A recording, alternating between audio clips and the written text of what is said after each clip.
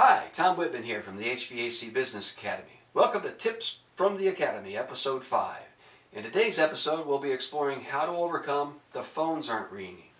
As you know, some of the most successful HVAC contractors ensure daily profitability by measuring performance against predetermined benchmarks, knowing exactly why their company did or didn't make a profit, have the ability to improve results in 2 days or less, and equip their employees to identify and correct performance issues. They measure performance results against predetermined benchmarks for replacement sales, service, and installed revenue. When all benchmarks are met or exceeded, the company is in a position to be profitable. But if any of those benchmarks aren't met, the company isn't. But the problems are identified quickly. In Episode 1, we briefly reviewed replacement sales performance benchmarks. Episode 2, reviewed service performance benchmarks. Then we addressed what to do if the service department wasn't profitable. And Episode 4 addressed how to handle other bids. Today, we'll review how to handle the phones aren't ringing. Imagine, you get a phone call from your HVAC Business Academy coach inquiring as to why your company's sales volume and lead generation is trending below benchmark. You determine that the phones aren't ringing, advertising isn't working, and opportunities are drying up. Your lifeline challenge to the Academy is how to handle the phones aren't ringing. In this session, we're going to deal with the challenge of how can we make the phone ring. The first thing we're going to address is the real issue. The real issue is that we don't have enough work for our team. So before we attempt to solve the problem by making the phone ring with expensive and what may be unpredictable advertising, let's consider a couple of other ideas first.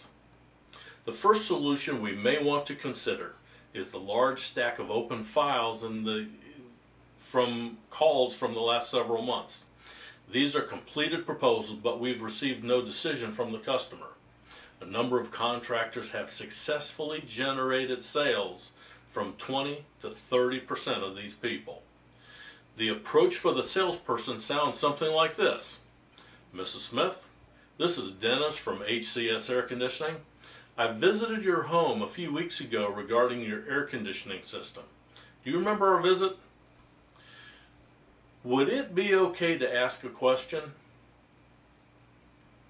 Have you made any decision on your system yet? If yes, ask the following question.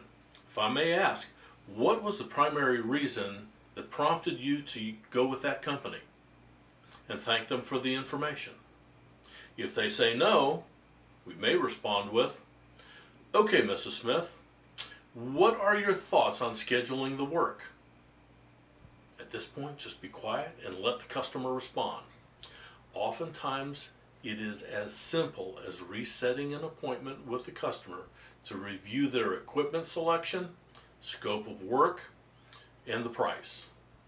This process is covered with scripting in the workout section of the equipment sales module. This is available online and on your mobile device. We recommend that you visit these two sections and practice the verbiage until you're comfortable. Another idea that is being utilized effectively is having an outbound phone caller contact the customers that we have not seen recently. The objective is to schedule maintenance work for customers with equipment that's over 10 years old. The approach may involve making sure that the customer doesn't let maintenance go too long, or the approach may include some kind of promotional idea. Before the technicians are dispatched, we would want to review the technician communication process in both the website and on your mobile device. As we can see with these two examples, the problem may not really be that the phone doesn't ring. The problem may be best addressed by looking at the opportunities that may be sitting on top of a filing cabinet in the office. Till next time, do great stuff. And that's your Lifeline tip of the day. The HVAC Business Academy will be conducting its first live learning event for the members on October 30th or 31st. Enrollment for the Academy will be closed on October 26th.